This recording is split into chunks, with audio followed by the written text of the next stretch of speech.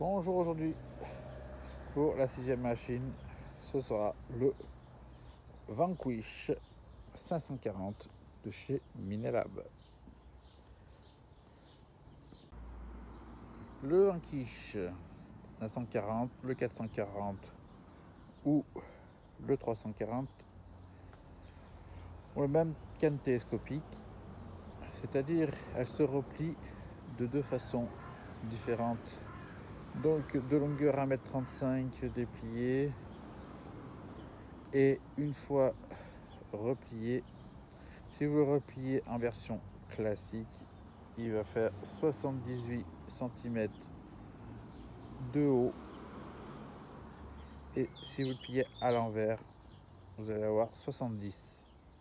Voilà, gagner 8 cm dans l'autre sens. Je vous montre. Voilà, une fois replié, vous avez 78. Du bas du disque à la fin du repose-bras. Et si on met à l'envers, on se retrouve avec le repose-bras sous la descente de canne, et jusqu'ici on a maintenant plus que 70 cm de là à là. En profiter qu'il soit couché pour vous montrer qu'ici vous avez le trou pour prise casque filaire. Ici vous avez les haut-parleurs de chaque côté, et hop,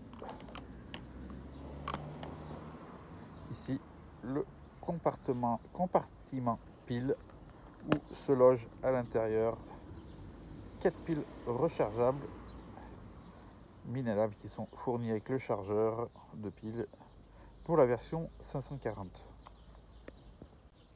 Pour remettre le capot, or ceux qui ont connu des ACE, on s'embêtait des fois à essayer de faire glisser le capot.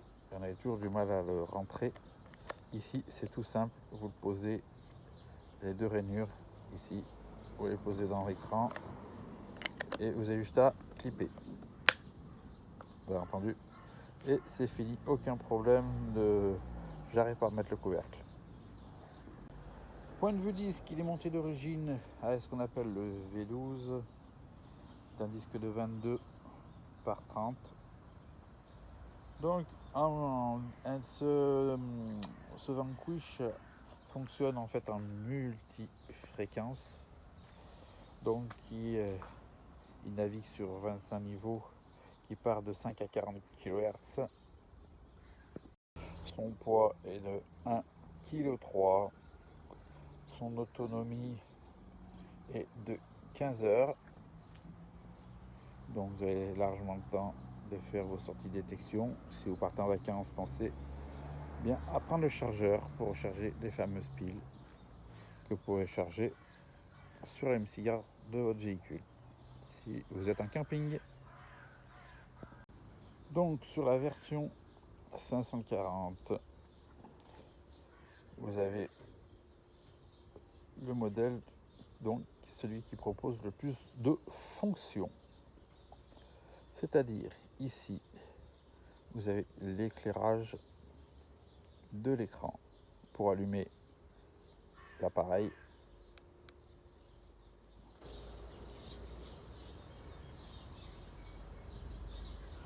Voilà. Donc il ne s'est pas mis à faire du bruit parce que il est en version je recherche le casque, mais comme il n'y a pas le casque là, voilà.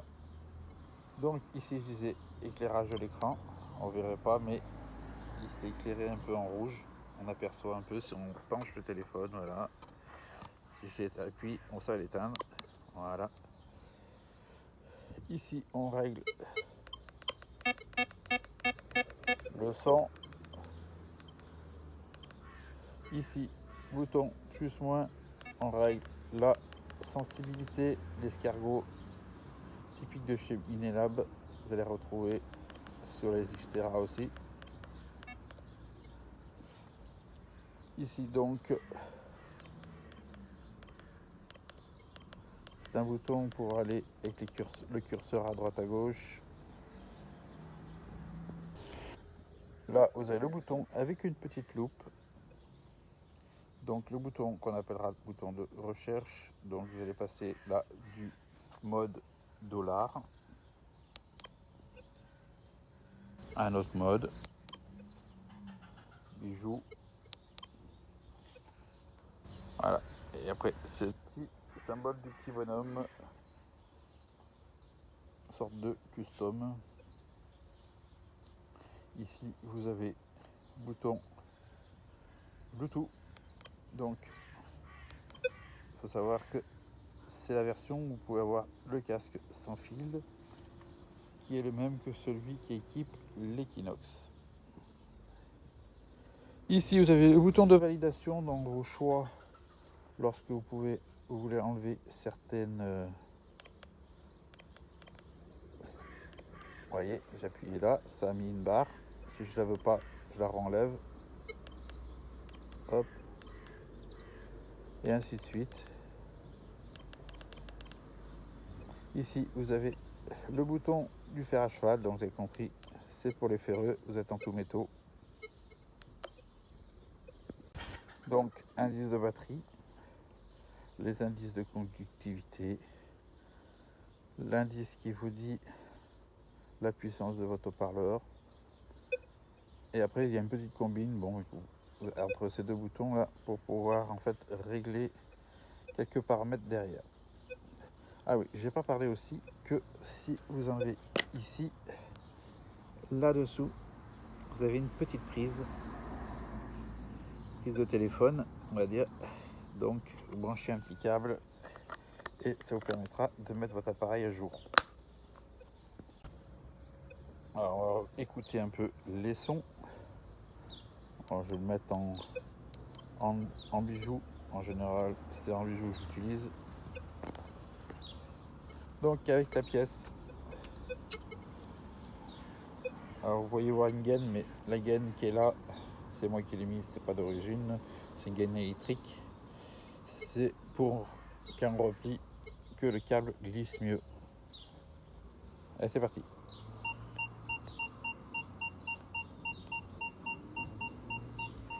Ça, c'était que là 1 euro.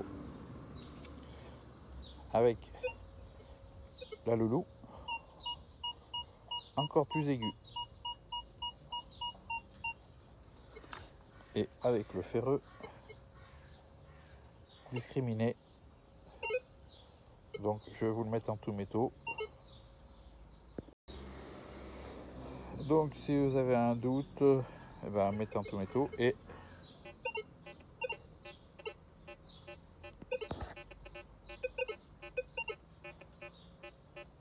voilà. On entend bien le beup, beup, beup, beup. Donc il n'y a pas grand chose à raconter sur cet appareil, hein. Alors si j'ai remarqué qu'il était super stable sur la plage par rapport à la terre.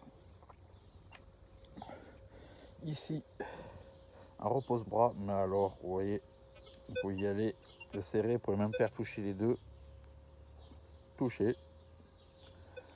Et ben dur casser un repose-bras sur un Vanquish. Si vous avez le casser, vous faites fort. Vous avez vu, j'ai pu les faire toucher l'un avec l'autre.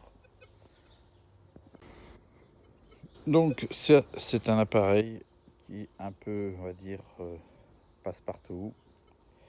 Celui qui ne veut pas s'embêter avec des réglages de ci ou de ça, c'est l'appareil qu'il vous faudra.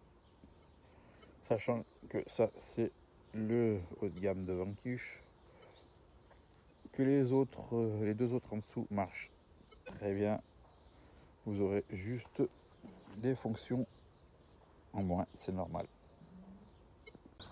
Bon, on va finir la présentation de cette machine. Ah oui, je vous ai pas dit, bon, vous avez tous compris, ce bouton hein, avec la cible, c'est le Pin Pointer. Voilà, ça vous fait la cible.